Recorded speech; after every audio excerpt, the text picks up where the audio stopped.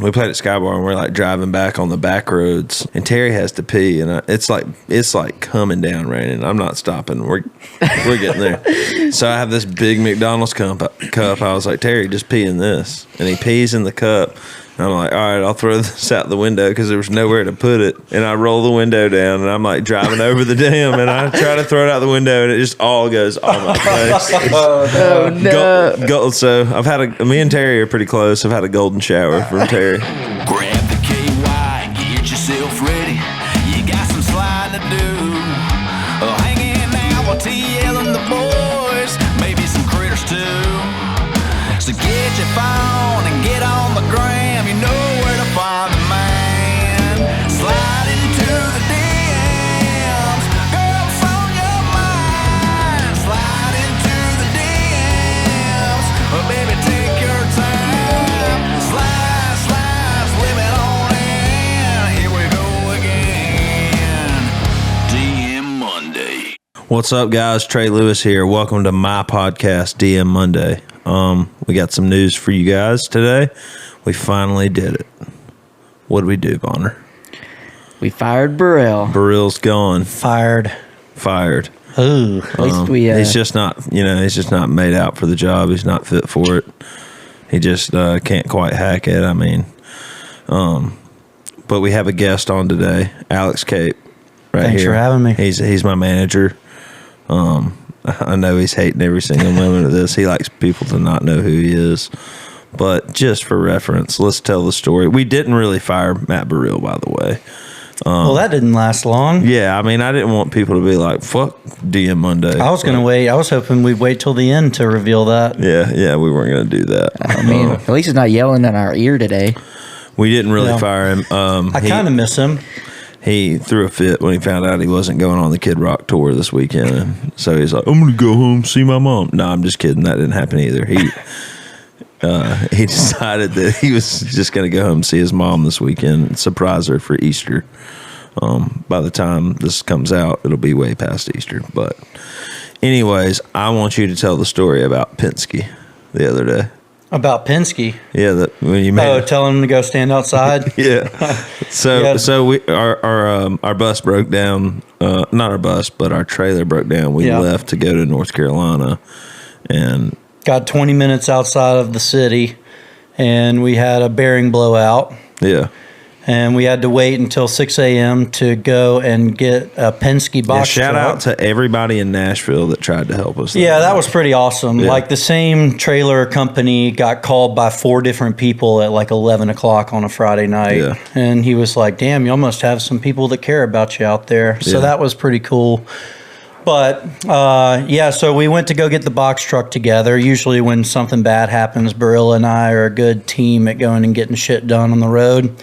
But so anyway, we go to Penske, and it's like 6:30 in the morning. They're not even open yet, but they let us in, and the guy is basically telling us that because they don't have many trucks in stock, that it's going to be an outrageous cost for us to rent one. And I'm sitting here like basically telling the guy that that's some bullshit. Yeah, because And- you rent Penske trucks all the time. all the time, and I know how much they cost. And so anyway, I was arguing with the guy and pleading with him really to let us have a normal rate and not just get bent over on this thing. And anyway, Burrell is standing there, and I'm going back and forth with the guy, and I'm like blah blah blah blah, and Burrell's like, well, this is Nashville, it's not Birmingham. Things are more expensive here. And I was like, Burrell, whose side are you on? Go get outside. Go outside. Go outside and wait until I'm done. He did that. So Burrell went and stood outside while I finished getting the Penske. It was pretty cold that day too. So Yeah, he's How was fine. once y'all did get the truck? How was the ride in the car? I mean, was it just kind Oh, of it's quiet? Or was fine. it, Yeah, I don't mind spending time with Burrell, especially early in a I weekend. just mean like after you sent him outside, like he was a little kid or something. It was fine. He's got thick skin, and he gets a lot He's of like- grief from us. Was he like, my bad back there, man? Yeah, Yeah. absolutely. And that's one of the things I love about Burrell is when he's wrong, he's like, sorry about that. That was for sure. That was not it. And like, that's, I never expect people to be perfect, but if you can man up and be like, oh, that was fucked up. Yeah, for then- sure. And I think like as a as a team, like that's what it takes is to be like, yeah, sorry, I fucked that up, you know? Yeah, it's like egos. Yeah, it's like, I don't know, we played a show the other night and I just didn't have a great show and I just like called everybody in the bus. I was like, sorry, I kind of sucked tonight. It happens, man. But that's just the way it be. First week of the Kid Rock tour. Yeah. It was great. I had fun last week. I had a blast, really man. was, I mean, yeah. when we got there to Evansville Wednesday, I mean, the rehearsals were cool. You know, did we talk about that on the last podcast? I don't think so. No. So, the trailer broke down, we hauled ass to North Carolina, played the show, drove all the way back through the night. I mean, we weren't driving, but Bus Greg was. driver. Mild Greg was driving back. And we got back, and as soon as we got back, Matt took us to the small airport. Where is that in Tennessee? It's west of the city. Yeah, west of the city, and dropped us off. And me, Alex, Kid Rock's day-to-day manager, Corey, Yeah. and Bob, we got on his private jet and flew into Cincinnati, and then drove over to Kentucky. Dude rents out an arena just to have rehearsals. Pretty epic. It was pretty crazy, and like they had like couches in front of the front of house, and that's where me and Alex sat and like just watched the entire show. That's awesome. I bet it was surreal. It was very surreal, but like when we got to the arena Wednesday night for the show, I remember like sound checking, and then like as the show starts, I'm standing side stage and I'm just looking out at the crowd, and I'm just like, holy shit! Like my mom came and Joel came, and I remember just like almost like crying, just overwhelmed of like, this is so cool, like being in the moment. And that's what I've tried to focus on this year, is just like being in the moment. That was really, really cool thing to do. And then, And you crushed it. yeah, Everybody was so nice. Everybody in Kid Rock's camp, it was just super hospitable and accommodating. Everybody was awesome. Catering. Dude, catering was top notch. Dude, you gotta love catering. It was It's a lot- healthy food too, because normally we're eating shit on the road. Yeah, it's a lot cooler than like a meal buyout or For like sure. barbecue. Like I don't have a problem with barbecue, but like, What about that corn on the cob? dude, that corn that was a what, Saturday night? That was Saturday. In Street corn. in St. Paul, Minnesota. Yeah, I ate 2 of them. I ate too much. I had to throw up. I forgot you threw up. Yeah, That was fun though. No, all the green rooms are super nice, and the yeah. showers I were beat good. me and Alex bought switches, and Y'all got the new Switch. yeah, I beat his ass. in I was golf. talking shit. I thought I PGA was Tour gonna compete 2021. straight out of the box. We're gonna play a lot this weekend. so- I've been practicing a little bit. Yeah, I played on Xbox this week, so it might be different going back to the Switch. So I think you'll be all right. You shot 18 under, so Yeah. that's I'm gonna pretty practice legit.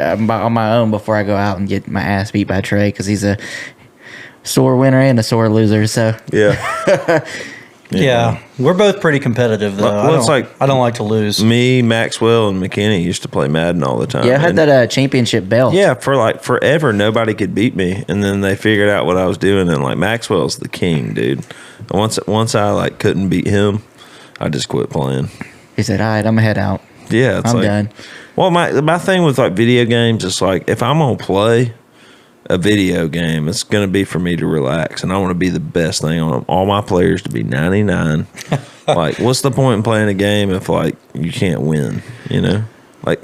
I don't know. I like adversity. I like. You like, it's like, you ever like buy a video game when you're a kid? It's like, why do they make this game so hard? It's not even enjoyable. I really Yeah. like Zelda, but I just can't figure it out. I need to sit down with Ben, because he's like beat Zelda 3 times in a weekend. Yeah, see, I'm just not into that. I'm just like, I want it to be easy. I want it to be, it's like an escape. I want it to not be like real life. That's why I like Fortnite though, because it's like quick 20-30 minute games, and then you're done. Like I But don't. like, when I play Madden, I play on all Madden. I've just really? gotten really good at it, you know? That's cool. I just don't have the attention span to like play like a game. But Fortnite's like online, quick, easy.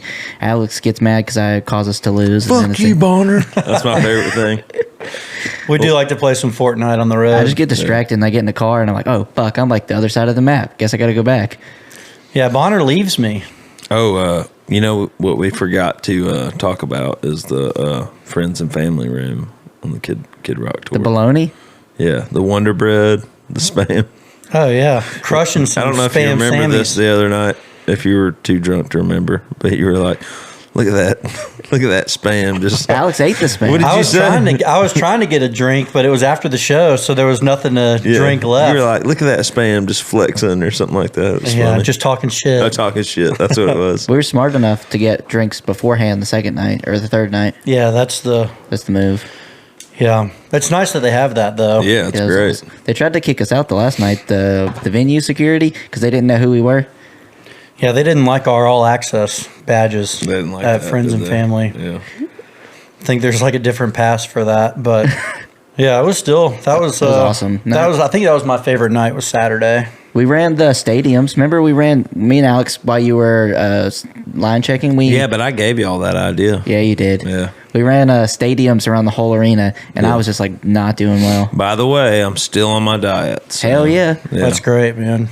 Turn Yeah. sideways and disappear. I started taking probiotics like regularly now. What's that? It's like, I don't know. I guess Like a it's good vitamin for your type of- gut Like good health. bacteria. Yeah. Oh, that's cool. Yeah. I've been shitting like 3-4 times a day, but That's dude, I solid. feel so good. Do you carry like So is McIlwain. Yeah. Do you carry that's, the- that's from alcoholism, though. the That meme that Terry made, It's not alopecia. What was the it's like, I say it's rosacea. Or Mama says it's rosacea, but I know it's alcoholism. brutal? I think you're okay, Mcilwain. yeah. He's looking good today. Yesterday he looked rough. Brill sent me a Snapchat of him. Looked like he was hurting from something. Did you go to the Ben Chapman thing last night? Oh, nice. The Peach I was Jam. talking to somebody the other day. I don't know who it was. They were like, every time I see McIlwain, he's hammered drunk. Is he okay? I was like, no, dude. I said, McIlwain's the type of dude, he can have 2 beers and he looks shit faced. He's probably not. I'm kind of the shit-faced. same way too. My eyes get red after one beer. Yeah, 1 beer, 1 hit of the vape pen, and you're done. Yeah. Yeah. I don't get Got to red carry eye eyes. drops everywhere I go. Since I had LASIK, my eyes just don't turn red. They just get glossy, Yeah. which is nice. I don't do drugs or drink. I'm better than everybody. You are. It's true. I'm kidding. If I didn't, I might be 5. We're just 5'5". weak. Yeah. Y'all just might not have a job if I start getting fucked up. Yeah, that's true. So, You break out in handcuffs, right? that's right. Allergic as fuck. You went to the CMT Awards on Monday, right, Yeah, with Priscilla? Priscilla and the whole her crew, crew. and Kara. How was that? Dude, I mean, honestly, it was cool to see like Priscilla do her thing and being nominated for an award. So happy for her, you know. Was it that music video that I was in? No, Which one were you in? Wish You Were the Whiskey. I No, remember. Was no, that the one I was in? I was in the one where I sat at the It end was of the for bar. Just About Over You. Gotcha. Video of the year. Is that the or one I was in? Breakout video. of I the don't know year which one I was the- in. But it was cool to like see her do her thing and like, I mean, I don't know. It's weird because like 2 years ago we were where we met. We were all on a boat and none of us. It was COVID. None of us had shit going on. So Damn. like, the fact that she's had, you know, she has her second song on the radio, and you know she's selling out shows everywhere, and like she's just crushing it. And she's on like CMT Awards, like, and I'm there in Yeah, it's attendance. badass. It's weird, but honestly, like, it kind of sucked, like, because we had to stand up for 4 hours straight. And Did you miss your hat? That's tough, man. after being on the road all weekend, I mean, we did 6 shows in 4 days. I mean, I was tired, but Are you 35 yet? no, 34? 34. Yeah, it's tough to stand for 4 hours Yeah. at our age. Yeah, That's funny. How old are you, Alex? I just turned 35. yeah, but I had on my comfortable Tacovas. So Did you miss I was your hat? okay. Huh? Did you miss not wearing a hat? No, I like not wearing a hat. It's like nobody knows who I am without a hat on. So That's it's good. like people don't bother me. I think we went to Aldine's afterwards. Yeah, And I took one picture with one person. So That's it was awesome. cool. Nobody really recognized me. that's you know? good. Incognito. Yeah. You and McKinney are like very mistakable Yeah. when Well, you don't have a hat on. McKinney went on the road with Craig Campbell, and Craig made him get up and sing Dig Down in Dallas. And like people were taking pictures with him and tagging me. I did see that. I was like, I don't really know how to respond to this DM, so I'm gonna just let Trey handle it. I'm just going to start reposting it like it is me. That's funny. That's hilarious. But what if McKinney was the person that was making fake profiles? I don't know. I Like, used to, what if the person that's making all these fake profiles is like somebody we know? It might be me. I always had this. Let's get into that, okay? All right. So Alex is my manager. He's been my manager for what, 7 years? Yeah. 7 years. When I first met him, I was still playing Mexican restaurants. basically anywhere I could. Yeah. I was Trying to find trio shows and building up to full band stuff. Yeah.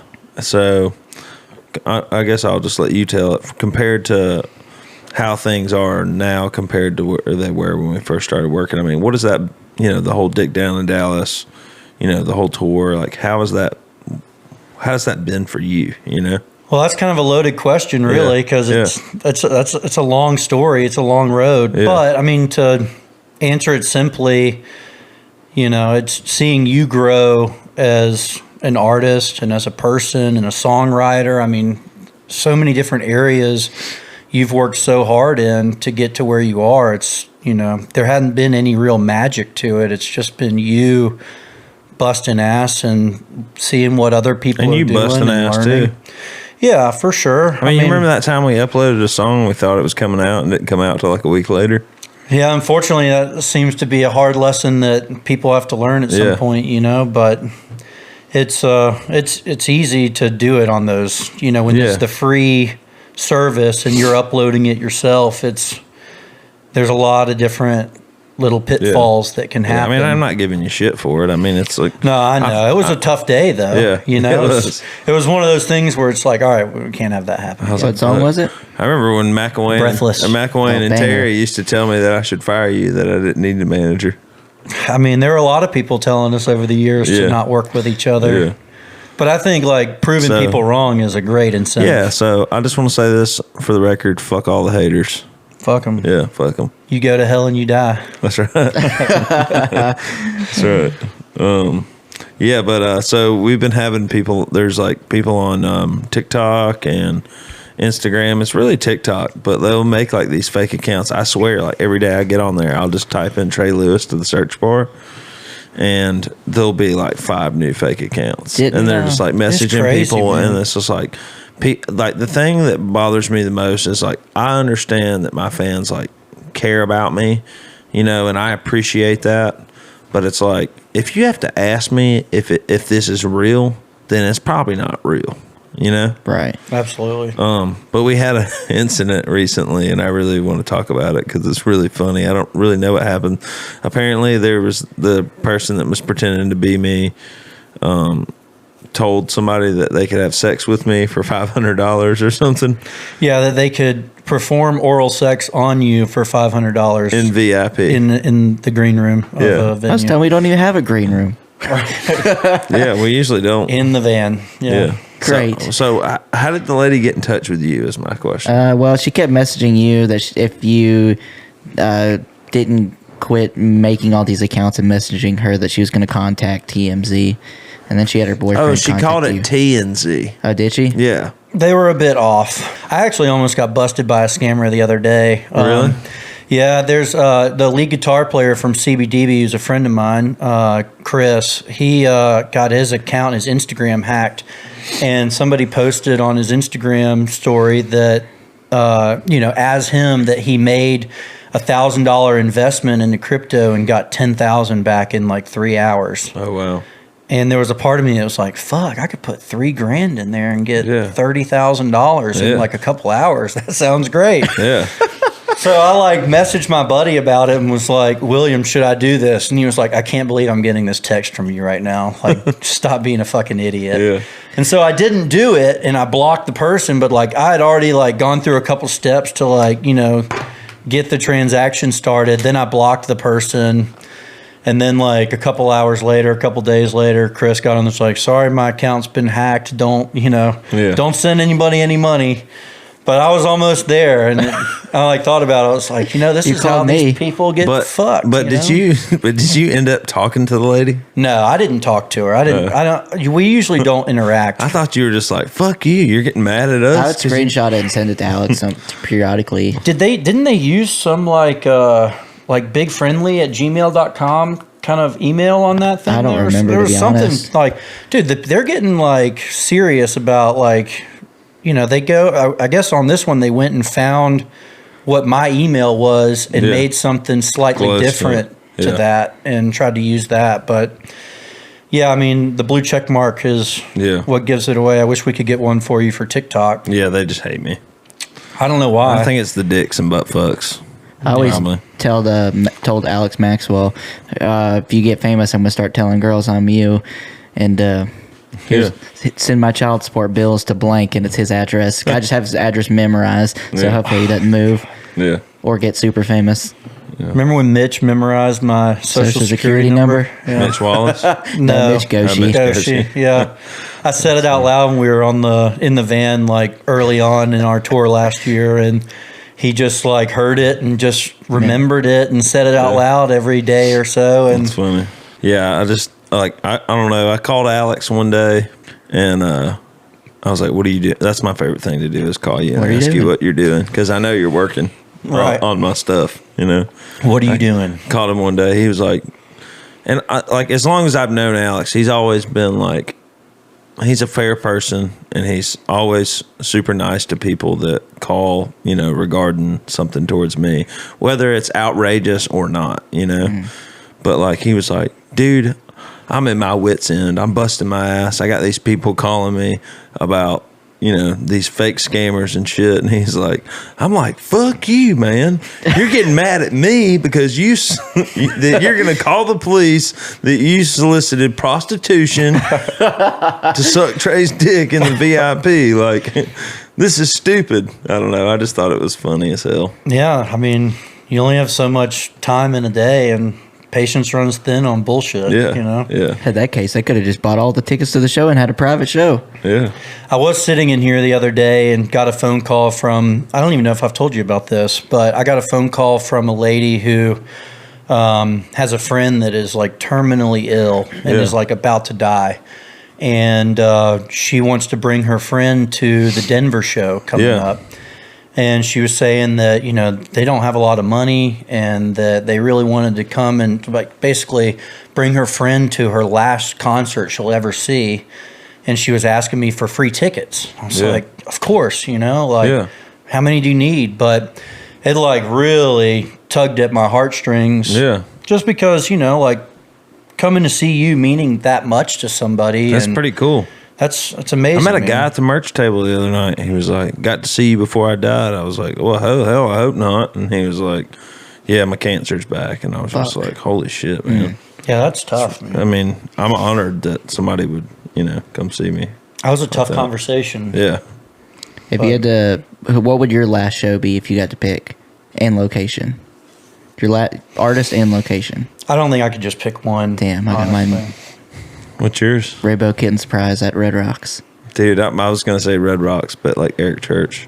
Yeah, I don't know. I still haven't seen a show at Red Rocks. But anyways, you were saying. Maybe Neil Young, since I haven't seen him yet. Yeah. I know he gets a lot of hate. If you can't listen to him on Spotify, you might as well go see him in person. Yeah. Neil Young has always been kind of a radical dude, though. Yeah. The whole Spotify thing. Yeah, it's kind of lame. Yeah, now he's back on there. It's like, if you're going to stand for something, dude, stand for it. I wonder, like, nobody said anything about him going back on there. Yeah. I wonder why that wasn't talked about by anybody. Yeah. Like, they didn't say anything. So how did y'all meet? Who, me You and Trey? Yeah, I still don't know the answer to that. He just came walking into my office. I was working at a middle agency that booked like weddings and corporate events, and I was kind of moonlighting, doing like early days of management. I was managing one act, and he had seen what I was doing for them, and he walked in my office and said, "Hey, would you be interested in working with me?" And I was like, "Well, I don't know shit about country music, but Trey seemed like a really nice guy and really serious about wanting to do what he was doing." And so we just started working on social media stuff together and trying to book shows. And it was kind of a just me and him thing for a while there. But we definitely, like, those first videos that we shot together were Pretty brutal. Yeah. I remember it was right after I was 26, so. And it's weird. It weirded me out when I found out we were the same age because, like, you had your own company and, like, Alex was, like, so organized and, like. Barely. I mean, it was just me. Yeah. Yeah. But, I don't know. I was, my dad had passed away and I was like, one thing my dad always said to me that probably kept me doing music for a long time was, son, I'm an accountant. I hate my job. Do what you love. I know music's going to work out for you. So that like always kept me going. But I just remember one day, like I was working at Bradford 5 days a week, and then I was playing gigs like Thursday, Friday, Saturday, back to work on Sunday, you know, just miserable. And I was just like, man, something's got to change. Like we moved from the country into the city so I could be closer to, you know, play shows and whatnot. And I was like, something's got to change. And then I saw Winston Ramble on playing festivals and shit, and just like checked out their socials, like they're crushing it. And I texted Joel Pryor, and I was like, dude, who's managing these guys? And he gave me your number. And That's funny. I didn't know that. I just called you up, like. How did you know Joel? Where did you meet Joel? I met Joel through Rick Carter. Nice. And Joel booked me at Ezel's Catfish Cabin, and he was like booking me on some shows and stuff, you know. That's cool. And he would just take a percentage. And I just called you up, and I was just like, whatever. And then we met like once a week for like a month. Yeah. And then we put a lot of goals together for you. Yeah. And I still have all that. So shit. you were working for Southeastern Attractions, and they just book like weddings and stuff like that. But Alex, you know, talked to his boss into like doing artist management. Because you were already managing Winston Ramble at the time, right? I was, yeah, but I don't know how big of a fan he was of me, like moonlighting it, you know, like kind of doing a side hustle. So I think that's why I wanted to bring him in on what we were doing. Yeah. But, you know, to be honest with you, it was me walking over to his desk and handing him the cash was pretty much the only interaction he had on your stuff. That's what I'll never forget. One day, you know, me and Alex used to have meetings. I guess it was monthly or weekly meetings where we would add everything up, how much merch I sold, how much, basically everything you do every week now by yourself and, you know, with Rachel. But we would do that and we would go through and we would set goals and, you know, if we had 1 month, if we made like fucking 10K in 1 month, we were all high fives, but that didn't happen until like later on. You know? Yeah, I mean, that's when you had your full band rolling and you were playing private events and doing like, you know, getting $800 to $1,000 at Innisfree and Tin Roof. But I mean, I remember like early on, you know, you were super cool about everything. Like if I would come in, I would only make like, I had a certain amount of money that I had to make a month to survive. And you would be like, look, man, you barely made this. Like, let's just not do my percentage like on this, you know? And I was like, fuck yeah. But I'll never forget one day I walked in and like, it was a small office. It was like these like, what do you call them? Cubicles. Yeah, cubicles. And Alex is sitting in his boss is over here. And we're just sitting there and like, we know each other, but we're not like best friends or like, you know, we're not like we are now. Yeah. And Alex sends me this text and his boss is like sitting over here, you know. Like if I stand up, I can see the motherfucker, you know? Yeah. He sends me a text. He's like, I'm leaving this company, I guess, next week or something. You coming with me? And I was like, well, damn, I signed this contract if you can get me out of it. And he got me out of my contract. Yeah. And then we just started working together. That's awesome. And it was very copacetic leaving. The production stuff had just kind of like gotten to the point where it could support it could pay the bills, and the management stuff too was like enough. Well, you were working there and you were working at Guitar Center too. I think that was right at the tail end of Guitar Center as well. So let's talk about your production company a little bit, like how you got started and everything. Because if you've ever been to a show, the lights and all that stuff that we have, the production is from Alex's company, Big Friendly Productions. It's actually Lane's. Well, fuck it. Let's just start. It's Lane's fault. Let's start at the beginning. How did you wind up in Birmingham? I came to Birmingham on a track and cross country scholarship at Birmingham Southern to run there. Yeah, and we were Division I. I ran my freshman year, and I wasn't very good because it was a longer race than the high school race. Yeah. So like I went from being like first or second in every race I ran my senior year to not even scoring for my team. So it's like top 5 score in cross country. And so I was like getting my ass kicked, and it wasn't like I like to, to compete and win. And I wasn't even like coming close to it. And then my sophomore year, in between my freshman and sophomore year, they went to Division III. The school wanted to add a football team. Yeah. So they changed to Division III. So we were in like no man's land because we had scholarship athletes. So I ran my sophomore year and then didn't run the rest of my college career. But I played music in college. You and Cody Parks were probably at Birmingham Southern at the same time. I was thinking that the other day when I watched his pod. Yeah. And I meant to ask him about that. I'll have to DM him and see what years he was there. Do you know how old he is? He's around y'all's age. He's around our age, yeah.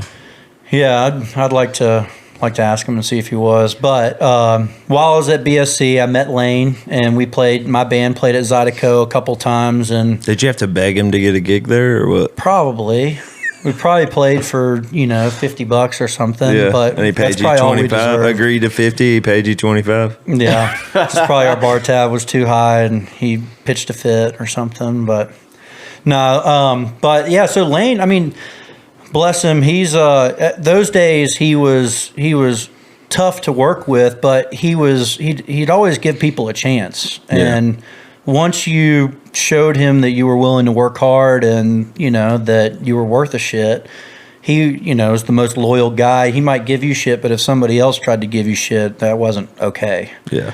So but Lane was the first guy in Birmingham to really give me an opportunity, and I started by just running show posters around for him and hosting open mic night. Oh, wow. Me and Eazy-E used to swap out. Did you ever know Eazy-E? I don't think so. Eric, he actually just passed away recently. Damn. Yeah, super sad, man. He was way too young, but so we do open mic nights and stuff, and then after college, I moved back down to Mobile and would drive up and run his posters for all the upcoming shows, and then host open mic night. I'd make like $300 in a day and drive back down to Mobile for my next Guitar Center shift. And I did that every other week for like a year and a half, and then Lane bought Zydeco, and I moved back up to Birmingham to basically be his assistant, and I did that for 2 His years. bitch boy. Oh, dude, yeah. Wore a lot of hats in those days. But I learned so much. I mean, there's so much stuff that we utilize today that I learned from working at Zydeco. How many times did he make you cry? Probably just as many times as I've made Baril cry at this point. Are we allowed to talk about that email you accidentally sent? Sure. Let's do it. Yeah. So I was copied on a lot of the marketing emails with bands and their management, and we had Dumpster Funk coming up to play Zydeco, and they're like a Zydeco staple. And they're out of New Orleans. It's a funk band. They're badass. I love them. Yeah. But anyway, I can't remember like why I sent this email, but it was in response to maybe some hospitality stuff that they wanted that I thought was ridiculous at the time. That was really just like healthy food that people like to eat when they're on the road, as much as people are. Yeah. And anyway, I sent them an email, and I meant to only send it to Lane, but I guess I hit reply all and sent it to their management and asked them why they were a bunch of butt fucking hippies. And why these butt fucking hippies wanted this kombucha or something. And, thankfully they laughed it off and thought it was hilarious instead of being pissed, because I should have been fired that day. But did you know as soon as you sent it, were you like, uh-oh, I'm in trouble? that's exactly what happened.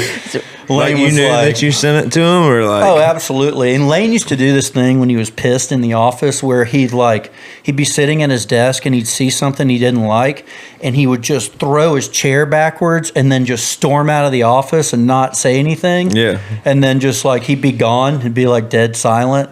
And that's exactly what happened. And he came back in and was like, "What the fuck is wrong with you?" And then they laughed about it, and then we started laughing about it, and it was all good. But it was definitely a couple moments I should have been fired. My first night being on like management duty at the bar, there was a bluegrass band called Red Clay Strays. Yeah, they play there a lot too. They used to, yeah. Now the guy Doug lives in Asheville, and they're like crushing. He's a hot mess. They're doing some good stuff. They do, yeah. I mean, Doug plays with Larry Keel a lot, but Doug is just an animal. Yeah. He's a nutcase in a good way most of the time. But that night, Doug wanted to raffle off a live chicken. And so What he had the a fuck? damn. This might be the best episode yet. Yeah, no kidding. So he had a damn chicken in a cage on the stage and was walking around with a hat, taking $5 to raffle off this chicken. And Zydeco had a kitchen at the time, and they still do, but Zydeco had a legit kitchen staff with like Will Cholowinski, who now owns a company called Chubb's Grub. Yeah. Did you ever eat there when he was there? He's from Pittsburgh, and he's a cool always been motherfucker, Jordan. But it's always been Jordan. Well, before Jordan, Will used to run it, and they made dank ass food. Really? Like people used to just come in to eat like Chubb's food. That's awesome. But anyway, so Chubb was in there, and he was slinging food. Why are you And tearing shit up over That there? shit just started moving. Mcilwain, I fixed it. but anyway, so they had a kitchen that was 5 feet away from the stage, and there was a live chicken in the bar, and they, like at the end of the night, Doug got into the cage with the chicken and sang a song in there, and then afterwards he was walking around, and the dude had eaten acid and was barefoot, and he was like, I mean, we were in there till like 5 a.m, and he left the bar to go hunt, and he was tripping balls, and so anyway, Doug's an animal, but anyway, like I got in a lot of trouble that night for having a live animal. It's like a dozen health code violations. Yeah. But That's funny as hell. yeah, the Zydeco days were good. Lane Man. said something. We were down. We were at.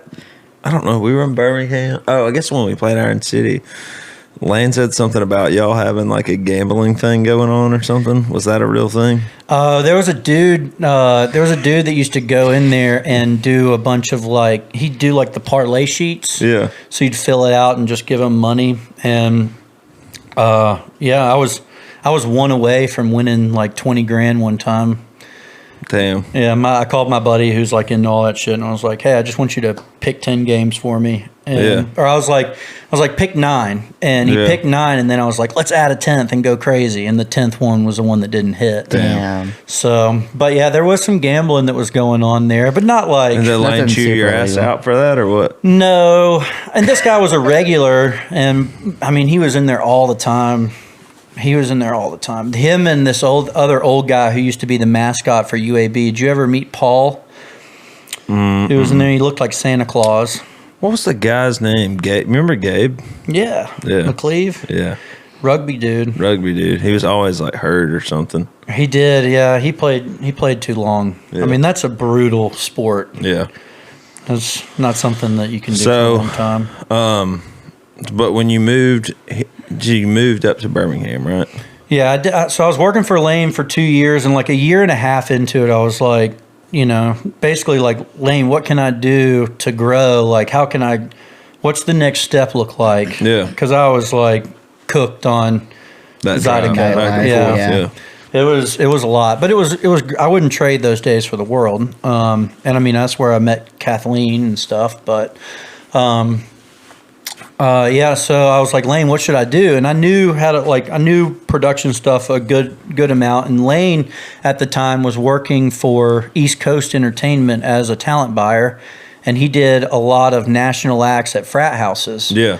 And my job would be to go down there and make sure that production had all they needed, that, the artists got there if they were coming from the airport, and that hospitality was set up, that everybody got paid, that security knew what the fuck was going on. And there was a lot of good experience there too, because I saw like the production companies that they were hiring. Hopefully they're not watching this, but fuck them if they are, I guess. Yeah, right. They just sucked. They were terrible. Yeah. And it was like kind of like I went to Lane and I was like, man, we're having all this trouble, these issues with these production companies. What if I had one? Would you book them to, would you book me to do the production on these shows? And he was like, yeah, sure. So I was working at Guitar Center on my one-off day from Zydeco, and I was working there and the pro audio department, and they had like an employee discount, That was fire. set up. It was good. It was cost. Yeah. So like a speaker that would have cost me $800 would cost me like $450 or something. Yeah. Yeah.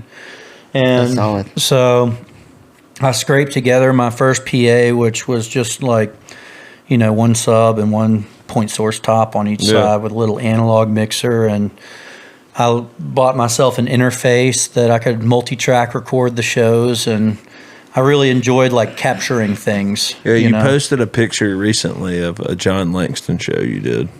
on an analog console. On analog What year was console. that? It was 2014 was year one of Big Friendly. And that was the biggest show I'd ever done at that point. That's awesome. I remember the first time I ever came to your house. You were living with your friend, and he had you were living in his basement, Yeah. and you had I don't know, you maybe had 2 PAs in there.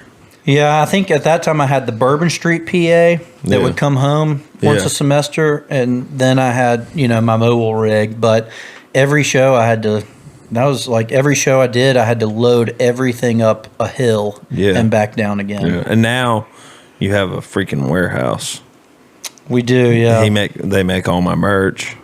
Yeah. I mean, that's pretty insane. That was a COVID project See. doing the screen You printing. can't pee outside, but everything else is good. Yeah. You can pee outside. You just gotta You have to hide. pee outside.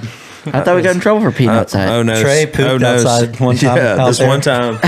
This one time, I don't know where we were, but I had rented a PA, and I had to come back to Nashville.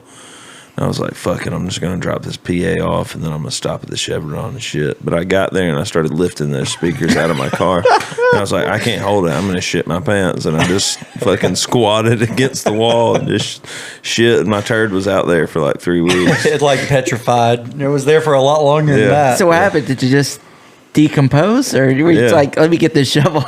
No, I just left it. I think there was a little Trey trophy out there. Yeah. Yeah, I thought we got in trouble I thought you got fined for like people leaving cigarette butts and peeing outside. Oh, dude, all kinds of shit's happened out there at that shop. It's like a mixed use storage facility. Yeah. And the offices, we've got a couple offices up front now, but it's disconnected from the warehouse in Yeah. the back. And the offices have a bathroom, but the back does not. So there's like a pee corner out back, and By your sailboat. we're like sardines in there now. Yeah. We can't put any more gear in there. We just got 25 new cases of video panels, which I'm excited Nice. about putting some video on your shit Yeah. here soon. Yeah, Which will be remember cool. remember that time you were bummed out? You had to pay custom taxes.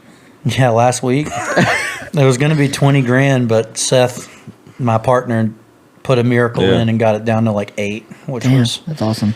a lot more agreeable for what we had going. So how did you quit? So Lane did you tell Lane you wanted to quit Zydeco, or how did that happen? I mean, we just kind of like reached a point where like there wasn't anywhere for me to grow past that, and I'd already started doing the production stuff. So Lane and I were going to get to keep working together, and it's so funny. Like Southeastern was like a dream job at one point, Yeah.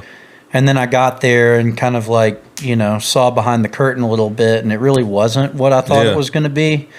No disrespect to them, but it was, booking weddings and corporate gigs. Now looking back at it, it's like, it's good for some folks, but that's not really the path I wanted to go down. Were you doing Winston Ramble? Then I mean, not doing them, but Doing them. doing them. Yeah. Yeah. Were you managing them by then? I think so. Yeah, I think How did you get into that? I was running sound for them. I ran sound for them for the first time at Zydeco. Then they had a private party that they did in Tuscaloosa, and they asked me to come down and run sound for it. And, I went to a lot of Widespread Panic concerts when I was in college. Like, I think I've been to close to 90 Alex of them. is a hippie, by the way. Yeah, butt fucking hippie. That's the greatest story ever. Yeah, That's getting clipped for sure. I hope not. Oh yeah. But anyway, so I went and ran sound for them, and I got along with the guys and really enjoyed the music. And I was like, well, fuck, if I can work for these guys and not have to pay to go to Panic concerts, it really is like scratch that same itch of like, that kind of music. And I really liked all the guys. They're brothers. And we were playing a private event at Smith Lake. And we were hanging out after the show. We probably had a bunch to drink and smoke, and What else? we were just hanging out. And I think we were like chilling in like on the dock. We were swimming in the water, and they were like they're like, dude, why don't you just manage us? And I was like, I don't know what the fuck, I don't know how to do that. Yeah. And they're like, well, neither do we. We can't book any gigs. Yeah. Like, they're the most passive group of people. Like, their music is great. Like, there's something special about it, but getting those guys out of bed to do anything is like really fucking difficult. So they needed somebody to like motivate them in that direction, and that's how I got started working with them. I kind of did all that stuff for my band in college, booked the shows and stuff. So I knew a little bit about it. So you leave Zydeco, you go to Southeastern. I mean, does your business really struggle or not really, or what? I mean, we made like $38,000 gross my first year. Yeah. But the only gigs we were doing paid $500, so I stayed pretty busy with it. Yeah. As busy as I could like physically handle by myself. Yeah. You met your wife while you were working at Zydeco? I did, yeah. Kathleen, she's the queen. I tell her, like, we joked like that if I didn't have her, that like I'd be like eating leftover Chinese food while like taking a shit. Sounds like a normal Tuesday at my house. What the fuck's wrong with that? That's where I would have been like just gutter, Gutter. Like, yeah, she's definitely and she owns awesome. half your speakers. Yeah. That's also something she reminds me of a lot. Yeah, I thought you were about to say it's a joke because it's not a joke. No, I mean it is a joke, but it's also true. Like there's y'all just bought a house too. We did, man. I've been trying to do that for so long, and it's really nice to have a place to call home. It doesn't really feel real yet because like we're still in the unpacking phase and like putting shit out, and I've only spent 3 nights at the house total since we bought it because we've just been on the road. But now, where your business is now, were you anywhere before that? Like after you left your friend's basement? Oh yeah, we were in a storage unit for a bit. Oh yeah. The other one down the road. I remember that. Yeah, I had to poop in a box in there one time. Oh, brutal. It was terrible. And then I forgot the mixer, and so like the gig that I was freaking out about to go and do, I had, I was going to bring my own shit so that I didn't have to run it off of like this terrible gear that was at this festival. And like I had to use the bathroom so bad, but I was running out of time to get there on time, and so I shit in a tub, like a box. And like threw it out the window of my car. It was a horrible experience. And I pull up and I'm like, fuck yeah, I made it on time. Like it was all worth it. And then I open up the back and I didn't have my console, and I was just so pissed. So I shit in a bucket for no reason. This is completely off topic, but your story reminded me of another story. One night, me and Terry, I don't know if Mcilwain was with us or not. Maybe he was behind us, but we played at Sky Bar. And it was like 4th of July weekend. So we went back to my lake place because we used to play this 4th of July gig it was like at my mom's friend's place, like neighbors. It was like $500. We would play out in the blistering sun. We did it every year, but we played at Sky Bar and we're like driving back on the back roads, and you come over the dam. And Terry has to pee, and it's like coming down raining. I'm not stopping. We're getting there. So I have this big McDonald's cup. I was like, Terry, just pee in this. And he pees in the cup.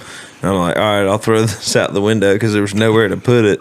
And I roll the window down, and I'm like driving over the dam, and I try to throw it out the window, and it just all goes on my face. Oh no! So me and Terry are pretty close. I've had a golden shower from Terry. Oh, it's Terry's piss. Yeah, Terry's piss. Oh no, dude, that's terrible. Was he? Had he been drinking? It was in my mouth. Yeah, it's just some straight up fireball piss right in my mouth. I think I'd rather have that happen with like somebody that's been drinking a bunch of beer. Yeah, like it's like kind of diluted versus like like the yellow pee. It was yellow. The next morning. Yellow. Yeah. Oh no! I've never heard that story before. That's brutal. I've never told it. It just made me think of it. That's so brutal. That's funny. I got peed in when I was a kid. My best friend Frankie, y'all have met Frankie. We got out of the pool and we were like walking around the yard just being kids. We decided to pee into the air conditioner unit that's outside, like pee on top of it. Well, that's a mistake. And the fan cut on and his piss went right into my face. So that's the second time you've He's like, I'm sorry, dude. I was like, oh, it's cool, man. It's cool. I'll just jump in the pool. It's pretty nice that you had the pool there, though. That helps. Yeah, that's great. Oh, brutal. Oh, that's funny. Good I times. love it. It's like the Johnson Family Vacation movie where he like pees in that cup and throws out the window and like hits the motorcycle cop behind him. Damn. Yeah, one of the Winston Ramble guys drank pee one time. Really? On his own. No, he peed into a bottle and then like left it and forgot about it. And the next time he was in the van, he took a big swig of it. I know. It was somebody in the van was pretty like, bad. we're not stopping unless I gotta go pee. And I'm like, fuck, I gotta shit and I gotta pee. I hope Trey's gotta go sometime. Yeah. Yeah, if you need to stop, we stop. Oh, yeah. Last week we stopped and I was like, why the fuck are we stopping? We just stopped for like lunch and gas. And then Burl had to shit. So I went in, I shit in the women's room and I was back in the bus before he even probably sat down and pulled his pants Yeah, down. you weren't with us on the way back from Minneapolis, but Burrell got the shits. He shit on the side of the road on He the shit on the highway. side of the road. You were there for that. Yeah, I did see that. But on the way back, we stopped. We were like, I don't know. We were like maybe like an hour and a half from Nashville. He's like, The same thing happened yeah. again? Greg was like, we're gonna have to, he's like, Greg was like, we got about an hour before we stop for fuel. And Burrell's like, all right, I'll hold it.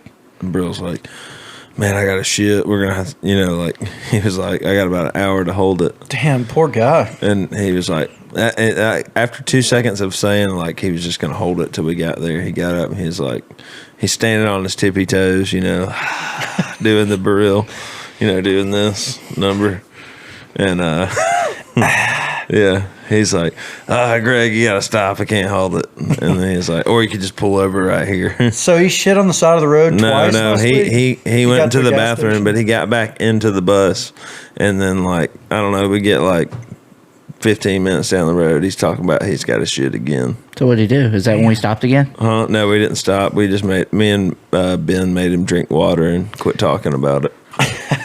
It was that McDonald's the first time. I didn't. That you didn't eat post-show it. McDonald's. I'm glad we didn't eat it. Yeah, you didn't eat it either. That's not on your I diet. was like, I'm just gonna go get high Yeah. and not eat it. Yeah. The viewers are probably wondering. Our word of the week is "fuck Matt Burrell." I thought it was fire him. Fire. Yeah. Fucking fire him. Fucking Fucking fire fire him. him. Fuck Matt Burrell and fire him. That's it. Get Yeah. new shirts. How do you work here? He does a good job Yeah. most of the time when he wants to. That's Yeah. always my critique with him is like when he's motivated and he's like into it, Yeah. you can't find a better person But to if do we it. give him a task that he doesn't want to do, he'll just act like he doesn't Find know how any to way do to get out of it, you can.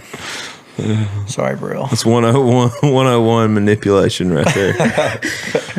Man, Yeah, we'll get new shirts that say "Fire Matt Burrell." yeah, Terry will I get think it that's made. more family Family friendly. Yeah, my mom. I wore the "Fuck Matt Burrell" shirt first night. The first night, my mom posted it. I saw she edited those. Did she? It's the worst is that edit I've ever Is that what seen. she put It's the like, black over it? Yeah, she I did just- see that. I was like, I didn't think about it. I was just like, that's weird. Keep scrolling. Yeah, apparently my grandfather saw it and was like, "Now Trey wouldn't wear that in the barn, would he?" And my mom was like, "Heck no." That's funny.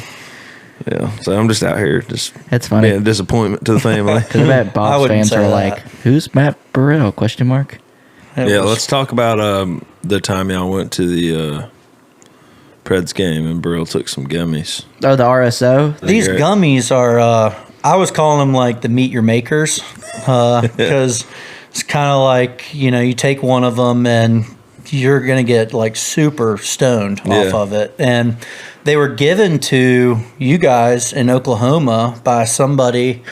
It was like a bunch of flour and like 5 baggies of these super strong gummies that are like tiny little gummy bears, but Yeah. they're probably equivalent to like 80 80 to 100 milligrams, yeah. milligrams of THC, which, 10 milligrams is like the recommended dose. So it's, you get ripped off these things. Yeah. But anyways, Jason brought me back a baggie of those RSOs, and, I was cutting them in half, eating them most of the time because they're too strong. But before that hockey game, we decided to each eat a whole gummy, and I don't really freak out when I get stoned. Like the level for me of getting stoned is like, I think my shit's gonna get stolen. Yeah.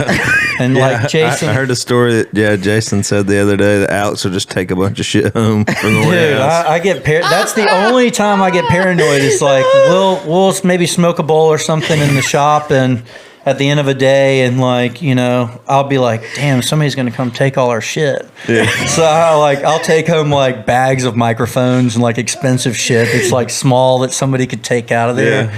Because like if you wanted to steal from us in our shop, like you'd have to bring a big truck, you know, and know what the fuck you're doing, to really get stuff that's like super valuable. But yeah, sometimes I get a little paranoid that I can just see Alex just shit. walking around the warehouse and being like, man, somebody, I don't want anybody to steal this, and just like start stuffing microphones. How does that work? in You his get home pocket. and you're like, Kathy, you got to come help me haul this shit inside. No, it's never like a lot of things. It's like just small things that are like, you They know, get a couple lost. grand. They get lost when he does that.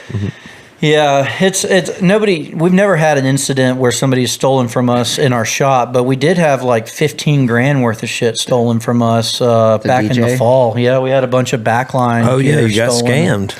I got fucking scammed. Yeah. Bamboozled. It sucked, man. I got a call like from a guy who was like, "Hey, I've got a At live least it wasn't stream." to suck me off in the green room.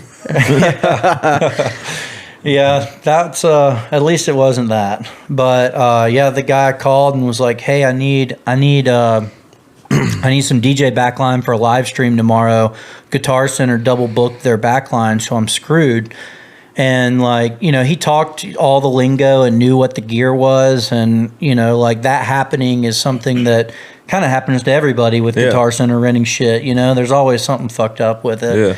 But anyway, so I was like, well, if you pay in full and you send me this rental agreement with your license and a credit card, I'll let you rent this stuff. I'll bring it to you tomorrow. And so he paid in full. He sent back all his shit. And so we sent a tech out to deliver the gear. And it was at like a reputable place in Birmingham. Yeah. And so we went and dropped it off. And then we went to go pick it up the next day. And the guy was like, yeah, the guy at the venue was like, yeah, the live stream never happened. They were only here for like 20 minutes. I was like, well, where's the gear? And he was like, well, they took it with them. And I was like, well, that's not good. So we looked at the security cameras, and, you know, like it happened right by Avondale Brewery, and we do a lot of work up there. Yeah. And so like they have a ton of cameras, and I went and got like video there. And then I called the owner of Saturn. It's that space on the side, right? Like right next to it. Yeah, it's called Image Hive is where it got stolen from. And anyway, so I got a bunch of security footage from Avondale and Saturn. I actually have a picture of his face before he put his mask on. And, you know, like it took me 3 months to get a police report from BPD. They came out, and at first they seemed like they were going to be super helpful, but I got assigned to like a shitty detective. Yeah. And so we didn't get any of our money. We carry like 4 different types of insurance. Yeah. And none of them cover theft on site. But I'll just never rent something to someone that I don't know without parking somebody on it. Yeah. It's like you can rent that DJ backline, but you're going to have to pay Somebody to sit $300 bucks to sit there. And yeah, I mean, Yeah. I got to have a tech there. And they, you know, I'd send somebody that's knowledgeable about the gear in case they needed it. But that was the lesson learned there, but it really fucking sucked. Yeah, that does suck. But anyway, back to the gummies. Yeah, that's what I was about Yeah. to say. Yeah. So me and Brill ate a whole ass gummy, which They're I really was, small. They're like, they're yeah. tiny, dude. Jason ate 3 of those things. That's freaking on the hell. He also bus. slept for 16 hours too. Yeah, I can't imagine you could stay awake long on 3 of those things. But anyway, me and Brill ate them, and we get to the hockey game, and like we're sitting up high. We had some cheap seats, which is also still great there in Bridgestone. But we get up there, and Brill just goes quiet for a while, and all of a sudden, like, you know, I was sitting here, and then Brill, and then Mitch Wallace. And I was on the other side of you. Yeah, and Clay was over there. I just hear Mitch and Clay kind of chuckling, and Brill's kind of shaking his head. And I was like, what's going on? And Brill's like, dude, I'm freaking out. I was like, dude, you're not going to fall. Everything's cool. Like, you're fine, man. He thought like, the seats were falling, right? He thought he was like falling down a cliff or something. he thought he was going to fall. And then he also put up a post on Instagram about people from the South liking ranch dressing too much. Yeah. I can't remember what he said, I but it didn't was see that. Yeah, was Mitch told me that story. He said that Brill was like, dude, I put this post on my story about people from the South liking ranch. He was like, do you think people are getting offended? Do I need to take that down? And Mitch was just like, "Nah, what the fuck?" And the post was also something like super mild, like, Yeah. you know, people from the South love their ranch. And I thought it was going to be like, people from the South fuck their brother with their ranch, you know? Yeah. Like, I thought it was going to be Yeah. something like really fucked up. Something that was actually, yeah. Valid. Yeah, something troublesome, but That's yeah, he funny. was freaking out. And then I tried to like talk him off the edge of the cliff, and I was trying to be like a good buddy, you know, like good drug buddy. And you know, we parted ways after the show. I mean, you went back. We walked 14 miles back here, and then We did, which I love walking to it was cold. the arena though. from It here. was very cold. But anyway, we were walking back here, and I was like thinking about texting you because Burrell went to go meet up with you Whiskey on Row. Broadway. Yeah, Whiskey Row. My And parents were in town. I was like, man, I'm going to text Trey and tell him to fuck with Burrell because he's too stoned. And then I was like, you know what? I've been trying to take care of Burrell all night. I'm not even going to say anything. Yeah. I'm just going to let him go there, and hopefully Trey won't notice that Yeah. he's super fucked up. And I got back here, and the first thing that I pull up on, I see on your And Instagram, how high is Burrell? and you posted like 3 stories, like zooming in on his face. Yeah. And I was like, oh no, poor guy. But he deserved it. Trey just knows. He just like looks at you like, "Yep, you're high." Yeah, it's true. Yeah.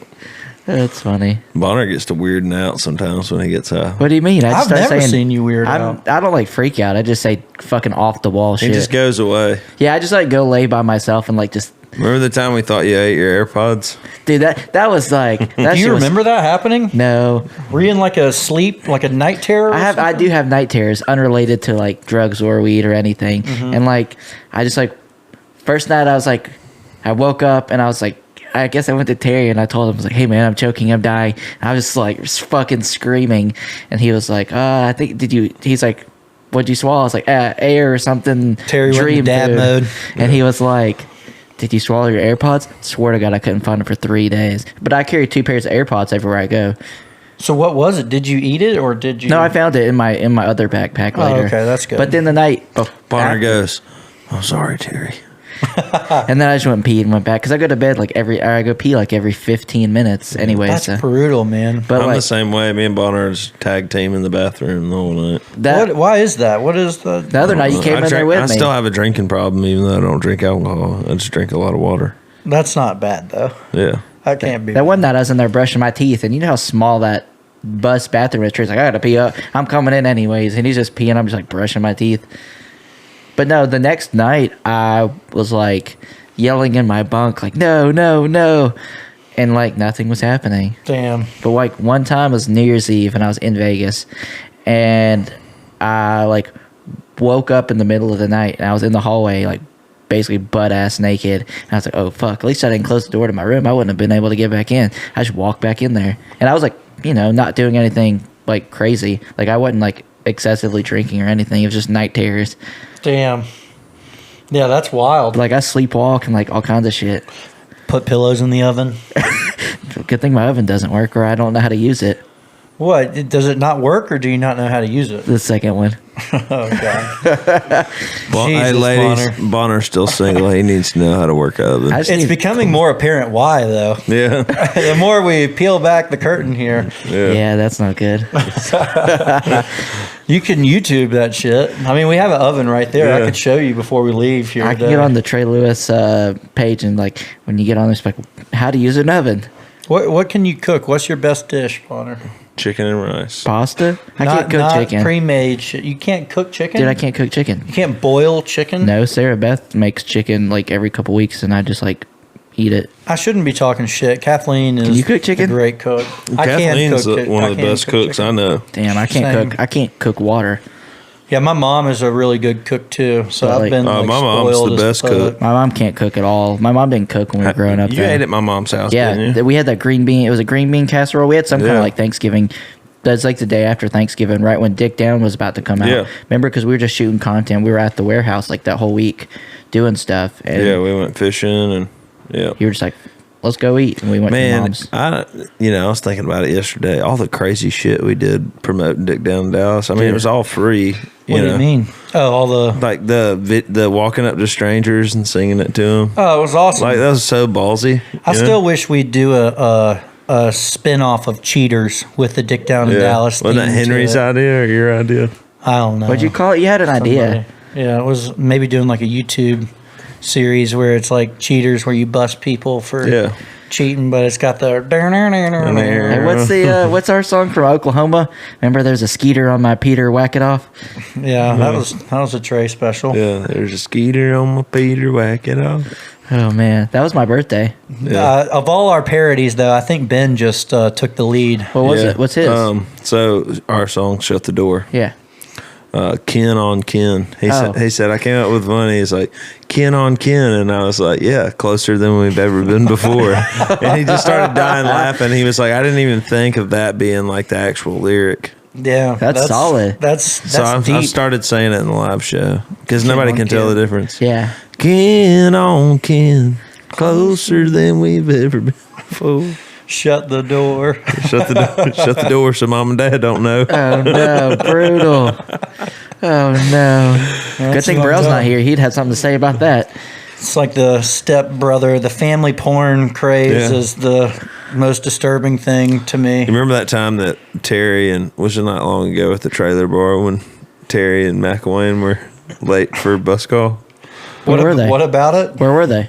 Burrell was like, I'm gonna punch that inbred fuck, talking about Mcilwain. Oh, no. I don't think he works for me. I don't think you're an inbred fuck, Mcilwain. I think you're a nice guy. I know everybody gives you shit on here. Yeah. I just thought it was funny because like I was talking to Alex. He was like, dude, Burrell called me. He was like all worked up about Mcilwain, giving him a hard time. He was like, and I could hear them just all yelling at each other in the background. At one point, nobody was even talking to me anymore. It was like I was just in the van listening to them bickering. I try and have a decent enough reason when I call you Alex. Sometimes. Yeah. Ish. I never mind phone calls really, other than like telemarketers just drive me crazy. My favorite's when you're like, or somebody's like, why didn't you answer? I was like, well, I can't talk to 8 of y'all at once. Any politician that ran on the platform of getting rid of telemarketers, I would vote for them. I don't care who they are, what else they have going on. That's I'd vote for them because that shit's so ridiculous. Let's talk about your disc golf career. I hear and have seen you're the best disc golfer in the state of Alabama. No, that's not true. Aren't you like ranked number 3 or something? No. Well, maybe in like the he did amateur. tell us that. He did. He did. So, I tweeted it. So what? So you lied to us to look cool is what you did. Yeah. What the fuck? I'm kidding. Well, what had happened was but there's like a national amateur disc golf tour where it's like, it's basically like it's probably a way for somebody to make a bunch of money, really, but it's like a national tour where amateur disc golfers, you can't be a paid pro to play in these tournaments. Yeah. So it's like the highest level of amateur disc golf you can get to. Yeah. And it's like, a month into the season, I was ranked first in Alabama and like third in the country. But I haven't even checked it recently because I went to go play an event that I thought I had a good chance at winning. And it was like a stop on the tour, and I just got my fucking ass kicked. So. Yeah, you were supposed to come to trailer bar that night, and you were like, had such a bad day, you weren't coming anymore. Dude, I tried really hard and just tanked, just choked. Choke City. I'll come be your caddy. That way you don't have to carry But how the did you bag. get into disc golf? I played in college very casually, and then But you played Ultimate first. I played a lot of Ultimate Frisbee. Ultimate Frisbee, if you don't know what it is out there, just go watch some YouTube videos. It's like football, right? And soccer mixed together, but with a lot of different sports for real. Yeah. But it's been a big hippie thing since the mid '80s. Alex is a butt fucking hippie. Yeah, my dad started the team at Bama. I don't know if I ever told you that. Oh, really? Yeah, told my me dad that. was the one that got me into Ultimate, and like growing up, I'd go play like soccer. The only thing games. y'all ever bonded over. Nah, I'm well, just kidding. one of them maybe. But we do play disc golf now, which is nice. But yeah, so he got me into Ultimate. I've been playing Ultimate my You have whole something life. hanging from your It sounds shoe like, what there. the fuck is that? Probably some tape from my shop, some e-tape. Yeah. They just throw it on the ground back there. Yeah. But yeah, disc golf's cool. I like playing it. I got you into it, and you, Yeah. right? I'm hooked. Yeah, I brought my disc this weekend. You didn't even bring any I left my road discs on the bus last week. because you got drunk at Wild Greg's. Wild Greg's. We didn't even talk about Wild Yeah. Greg's. Have you washed that shirt, Golly. Alex, since you bought it at the Twins game? I have, yeah. It's clean. We went to the whole band bought tickets on like StubHub or like one of those resale sites beforehand, and they were like $36 a piece. And we had to be at sound check at like 3 o'clock. So me and Alex was like, fuck it, let's just go for a walk. I was like, fuck it, while we're already walking there, let's just go to the game. So we bought tickets for like $18 and went in. So that was pretty awesome. Tight, yeah. You've watched it and it didn't shrink? Didn't shrink. We got to check these out. Usually, like say when we went to Wild Greg's last week, I've got his You shirt wear a Wild on. Greg shirt right now? Yeah. Also wearing a Wild Greg shirt in the Good to Know People music video. Yeah, that's that solid. comes out tonight. Yeah, which will be It'll be out. It'll It be doesn't out. feel like a release week this week. It doesn't. It's just been very chill. Damn, Yeah. I don't know about that, but Thanks, Bonner. Well, it's not a viral song, but I mean, me and Alex Maxwell wrote it together, and we're putting it out. It'll be cool. You know? It's a great tune. Yeah, it's a great song. tune. We were saying today, I think it's a dark horse. I think when people start listening to it, they're going to listen to it multiple times. Yeah, Which is like something you look for. yeah. It's like light up the charcoal grill and it's a good hang with your friends. drink some beer. It's a good one. Absolutely. Wild Greg's t-shirts. Yeah, but when we played there this past weekend, I was like, "Wow, Greg, let me get some shirts." And I just got him to give me two X's because I knew as soon as I washed them motherfuckers, Gotta they shrink wouldn't till you fit medium. because I'm fat. Right. Shirts be shrinking. That's what I do when I buy shirts. That's why when we bought the Kid Rock shirts, I was just like, give me everything they have in black because I'll probably only be able to wear them once or twice. Me and Alex had to wait in that line for 3 days, I think. It was 3 or 4 I days. am losing weight, so That's solid. I mean, when I'm at my healthy weight, I can wear almost like a good large, or sometimes I can wear an XL. But right now I'm in 2X. So Dude, I'm up like 30 pounds right now. I was watching a video of you from like 2017 when you opened for Muscadine and then when I was came just back skinny open as a and rail. You came back on and did Friends in Low with them.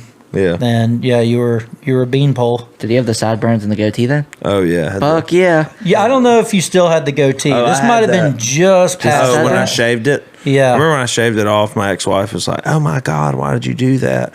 And like now when I see people, they're like, oh my God, why did you have sideburns and a weird like thing? I was like, well, my ex-wife liked it. And I was like, I guess she just didn't want anybody to have sex with me. So she just wanted me to look ugly as possible. It was a bit Pinocchio-ish. Mcilwain's laughing. He thinks that's The funny. vest was her idea too, right? The vest was her idea, yeah. I don't think I ever actually. The best idea I met her. ever had was getting divorced, so, it all worked out. What about that music? That was a hard time, man. That was a hard time. Yeah. Yeah, but I mean, you held strong and did what was best for you. You're right. What was the music video that y'all shot that you had to like help the guy edit it together? Oh, man. That was the song that didn't come out when we said it was going to. Oh, really? Yeah, and I remember when I wrote that song and recorded it, dude, I thought that was the song that was going to launch my career. That was it. Yeah. I remember sending it to Bradley, and Bradley, like, sent us a message back. It's like, yeah, it's a bit amateurish. But, like, I said that to say this, is that, Bradley's up for... ACM? Yeah, promoter of the year. Which is awesome. Yeah, dude, we he's put crushing together this gift for him. I'm not gonna say what it is because he might see this and whatever. So I don't want to ruin the surprise, telling secrets When like is I that? normally do. When is that? Yeah, no kidding. Yeah. When is that? I don't know. You've changed, Trey. You've Yeah. grown.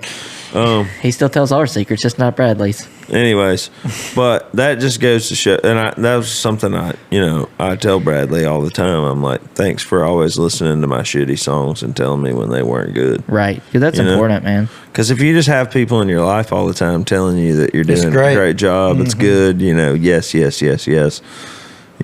then you're always going to be shitty, And I Right. think iron sharpens iron, and that Absolutely. guy's fucking sharp as a tack, He's cut from very much so the same cloth as Lane Yeah. in a lot of ways, as far as like being a loyal person. Yeah. And I think, maybe not as like hard headed as Lane Yeah, can be, but Bradley's one of those guys that gives everybody a chance too. yeah, And I remember when I first met him, he was running Peachtree Tavern in Atlanta, and Lane, I think he was looking to hire Lane as a talent buyer, if I remember correctly. Yeah.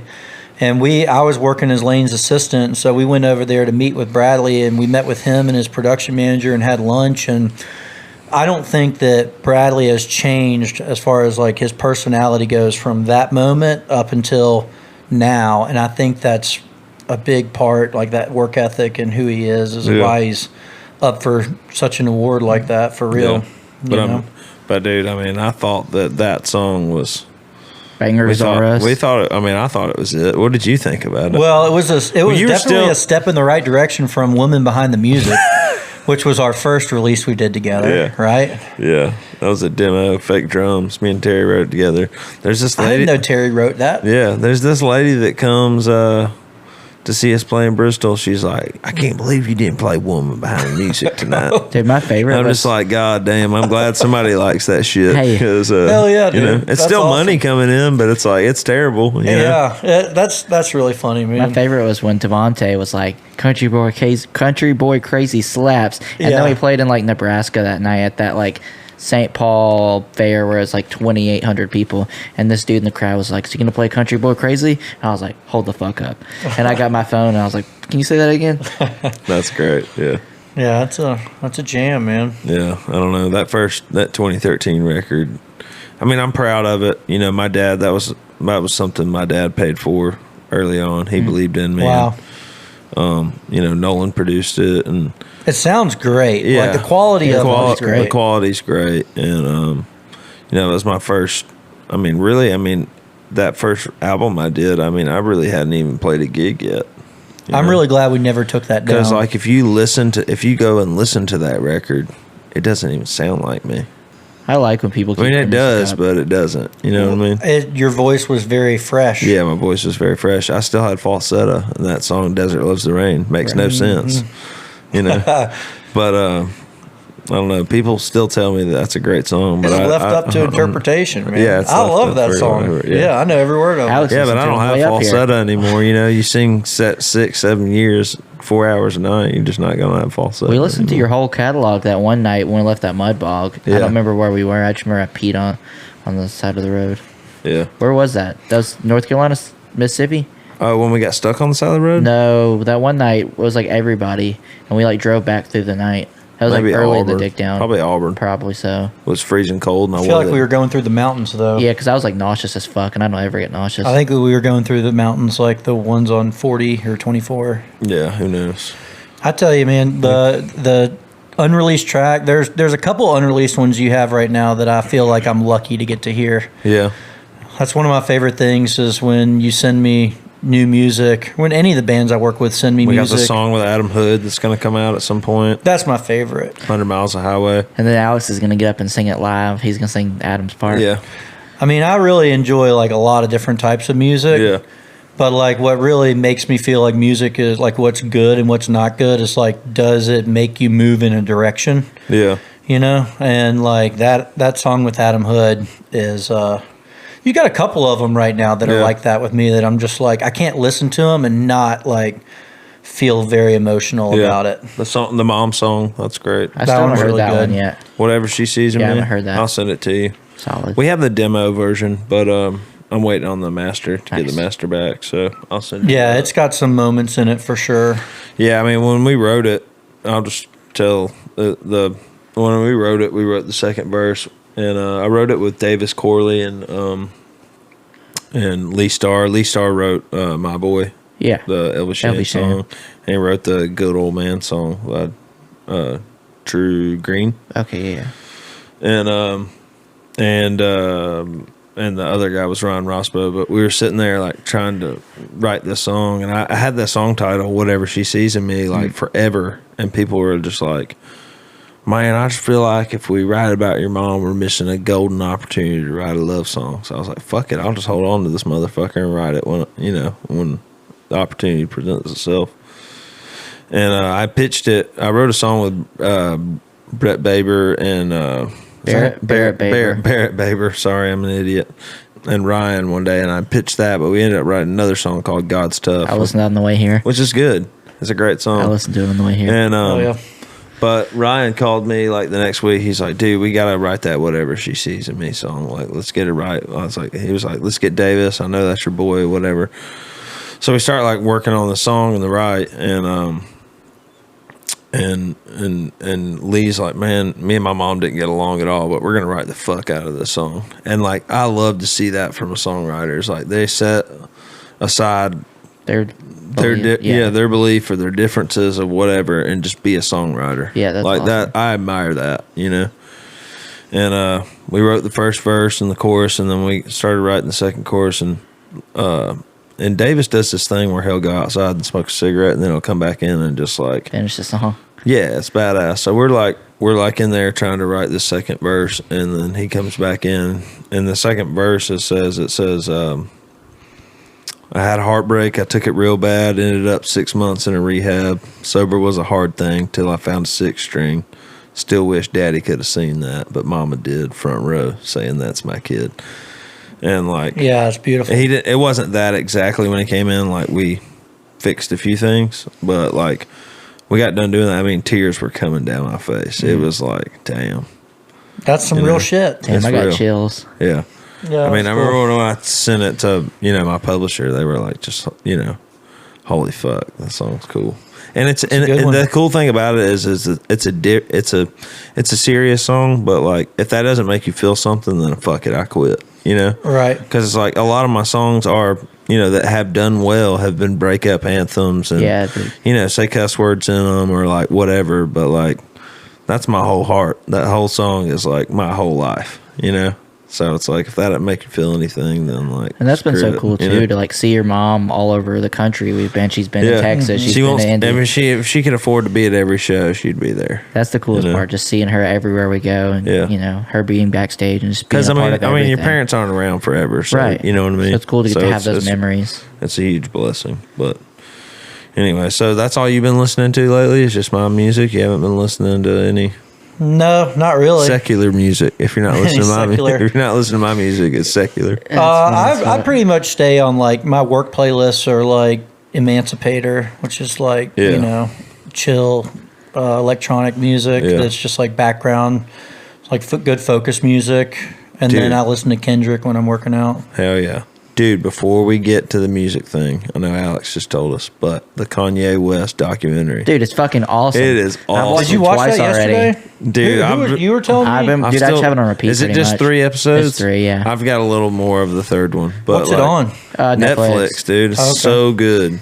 That's I always just thought that guy was just like a weirdo whack job, but he's just a fucking genius. Well, I don't know about all that, but he really grinded and struggled for a long time to become what he is or what he was. I don't know what the hell he's doing now, but I guess he's killing it now. He's got I don't got STEM players and everything. He's crushing it. Yeah, but his friend Cody, Cootie. I think it's Cody. It looks like Cootie though. It's Cody.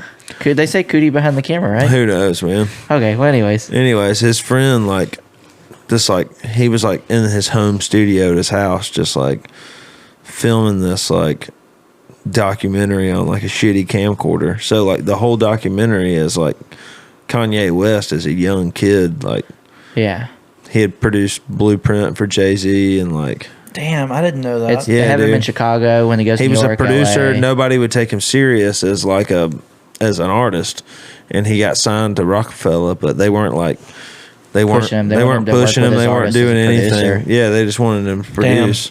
And then he just went out, he borrowed studio time, borrowed favors from guys that he had worked with, and was basically made this video with his friend Cody, whatever he said. I don't know. I think it's Cody, but we'll look it up later. It's Cody. But anyways, he had this big party, and there was over 300 people there, and it's record label, the head of his label was there. He's yeah, I didn't even get my black and white picture when I signed. He was they didn't pay for this video, I did, Wow. And the just whole put thing is inspirational, man. And it crushed, and then after that they got behind him, and then College Dropout was done forever, and then it blew up, and That's wild. The whole thing's inspirational. But they talk about how when Kanye was going crazy and grabbing the microphone out of Taylor Swift's hand, all that stuff, how him and Cody weren't as close, and then now they're close again. I don't know, man. It's pretty cool.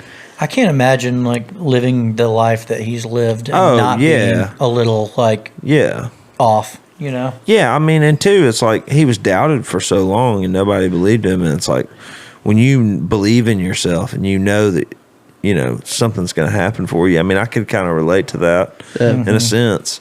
And then it happens, and then it happens probably bigger than he ever thought it would, you know? And seeing the footage of him, like when they went back to Chicago to see his mom, in the second episode was awesome too. Just to see like that support, and she's like, "I believe in you," you know? Yeah, and his mom died too, and then like, you know, if I would have been at the height of my success, if I would have been like super successful, you know, at 26, and then my dad would have died on top of that, and I would probably went fucking crazy too. So like, I'm not like. You know, but they talk about his mental health. He struggled with mental health. Like he talked about having a wife and having a kids, and you know, having records like blow up and still wanting to kill him. You know, still having suicidal thoughts. So it's just cool to see. I guess it's great though, dude. It's really, awesome. It's inspirational, and like all the old footage. It'd be awesome. Like one day, you know, they did the Luke Bryan one. This one, it's like we have all kinds of. I have hard drives on hard drives on hard drives of Trey Lewis, every clip ever. So it'd be cool one day. Maybe it'll be a Trey Lewis. I'm totally down with that.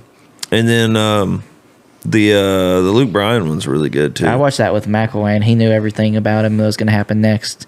Oh, did he tell you? He's seen it 12 times already. Ruined it for you? I don't think he'd seen it then. Had you, Mcilwain? Or he just knew everything about Luke Bryan? Yeah, he did. He said he hadn't seen it.